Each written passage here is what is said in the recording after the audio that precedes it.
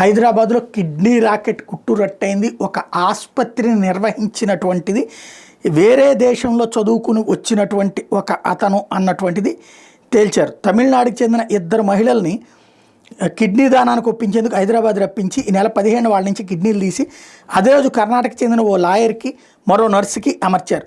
2 దాతల్ని గ్రహీతల్ని గాంధీ ఆసుపత్రికి తరలిచ్చారు. దాతలు ఒక్కొక్కరికి 4 లక్షల రూపాయల వంతున ఇచ్చారు. కానీ ఆ పెట్టించుకున్నోళ్ళు కిడ్నీ పెట్టించుకున్నోళ్ళు ఒక్కొక్కళ్ళు 55 లక్షల రూపాయలు ఖర్చు పెట్టారు. విశేషం ఏంటంటే ఈ మొత్తానికి స్పెషల్ ఏంటంటే హైదరాబాదు ఒక హబ్ కింద ఏర్పడింది.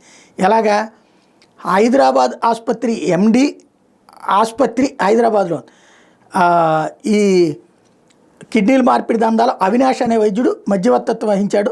అలకనంద ఆసుపత్రి ఎండి సుమంత్తో ముఠా సభ్యుల్ని మాట్లాడించి అతనే ఇందులో కొందరు ఏజెంట్ల పాత్రను కూడా పోలీసులు గుర్తించారు. ఈ ముఠా బెంగళూరులో కలుసుకుని వాళ్ళ దగ్గర నుంచి జబ్బులు తీసుకుంది. వాస్తవంగా కజకిస్తాన్లో ఎంబీబీఎస్ చదివిన సుమంత్ 7 నెలల క్రితం అలకనంద ఆసుపత్రిని ప్రారంభిస్తే తాజాగా కిడ్నీ మార్పిడి దందా జరిగింది. ఇందులో స్పెషల్ ఏంటంటే చెన్నై డాక్టర్ వచ్చి ఆపరేషన్లు చేశారు. హైదరాబాద్లో ఈ కిడ్నీలు పెట్టించుకున్న వాళ్ళేమో కర్ణాటక వాళ్ళు. అంటే ఈ కిడ్నీలు ఇచ్చేవాళ్ళు తమిళనాడు వాళ్ళు, కిడ్నీలు పెట్టించుకునేవాళ్ళు కర్ణాటక వాళ్ళు. ఆపరేషన్ చేసిందేమో హైదరాబాద్లో, తెలంగాణలో. ఇది నడిచింది. దీనికి మొత్తానికి అసలు కారణం అంటే ఇప్పుడు వీళ్ళని మనం తిట్టచ్చు, కిడ్నీ రాకెట్టు.